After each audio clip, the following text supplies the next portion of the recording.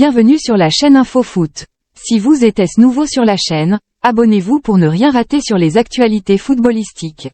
Maintenant que vous êtes inscrit, passons aux actualités.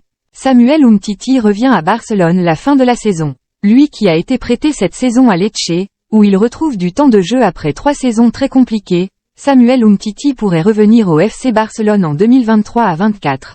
Le défenseur central est sous contrat avec le club Blaugrana et Barça peut être confronté à une interdiction de recruter pour la saison prochaine. Un coup dur pour Lewandowski et le FC Barcelone.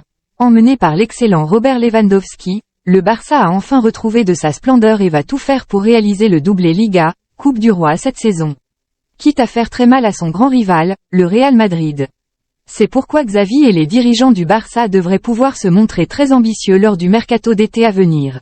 Mais il y aura tout de même des limites à ne pas franchir pour le club catalan présidé par Joan Laporta. La preuve, après avoir déjà ciblé de nombreux joueurs évoluant au Manchester City de Pep Guardiola, comme Aymeric Laporte ou encore Ilkay Gundogan et Bernardo Silva, le board du Barça avait également affiché un intérêt réel et concret pour Florian Wirtz, 19 ans, Bayer Leverkusen. Un profil qui avait été glissé à la direction des Blaugrana par un certain Robert Lewandowski, qui avait croisé le jeune et très prometteur milieu offensif ou ailier droit international allemand à de nombreuses reprises sur les pelouses de Bundesliga. Après Haaland et Mbappé, c'est 170 millions d'euros pour le remplaçant de Benzema. Le Real Madrid se prépare à un futur sans Karim Benzema, qui a été un pilier du club pendant 14 ans. Parmi les potentiels héritiers, on a les habituels Mbappé et Haaland, toujours intéressants, mais aussi Victor Osimhen qui pointe le bout de son nez. Les soucis de santé de l'attaquant français ont eu un impact sur sa performance cette saison, forçant le Real Madrid à chercher des remplaçants. 2 joueurs sont en tête de liste, Kylian Mbappé et Erling Haaland.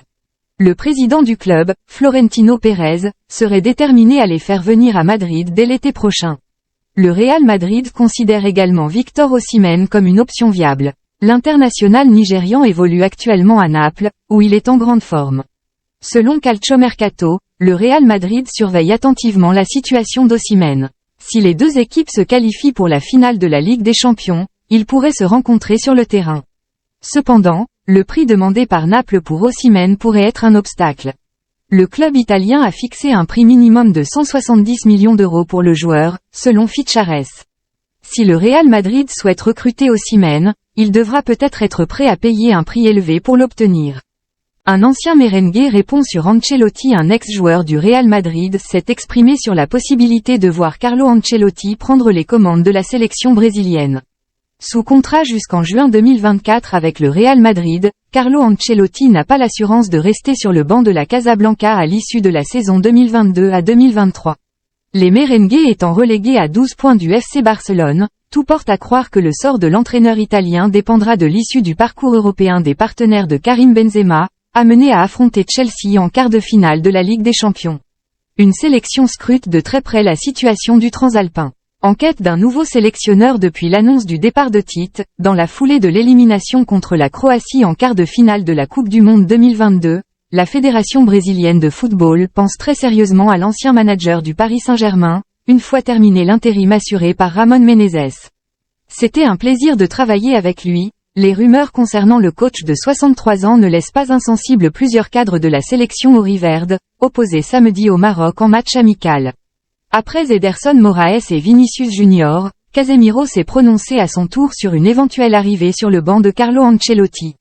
En conférence de presse, l'ancien milieu de terrain de la Casablanca, qui porte désormais le maillot de Manchester United, lui a rendu hommage.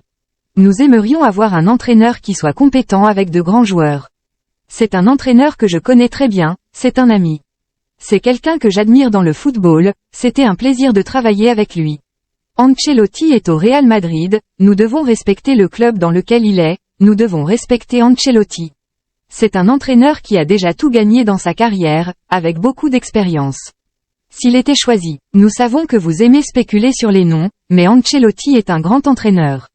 Thomas Tuchel évoque déjà son avenir au Bayern présenté officiellement, ce samedi, face aux journalistes. Le nouvel entraîneur du Bayern Munich, Thomas Tuchel en a profité pour détailler les coulisses de son arrivée.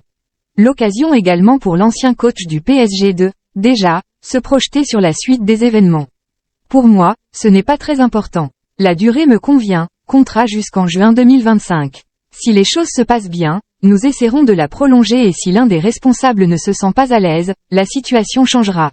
Dans un premier temps, j'essaierai de rendre la confiance. Le message est clair. Réclamé au PSG, Mourinho a déjà tranché en quête d'une révolution qui ferait passer un cap au club. Le Paris Saint-Germain pourrait démarrer son mercato estival en remerciant le tandem Galtier-Campos. Si Christophe Galtier venait bien à partir dès la fin de saison, José Mourinho pourrait être une piste intéressante pour le remplacer d'après Jérôme Rotten. L'ancien joueur du PSG, désormais consultant sur les ondes de RMC, avait affirmé en début de semaine qu'il voyait en José Mourinho un leader qui pourrait réellement apporter au club de la capitale. Ce que j'aime chez José Mourinho, c'est que c'est un pu astérisque de passionné de football. Désolé de le dire comme cela parce que ça manque, au PSG, NDLR. C'est un entraîneur à poigne, un entraîneur qui a gagné et qui a beaucoup de vécu. Il sera respecté par tous les joueurs du vestiaire. Parenthèse ouvrante, parenthèse fermante. Moi il me fait grimper au rideau ce mec-là. Il me fait grimper au rideau. Je suis persuadé qu'il arrivera à faire bouger ce club et à lui donner. Merci d'avoir regardé cette vidéo. N'hésitez pas à vous abonner et activer la cloche de notification pour ne rien rater de nos prochaines publications.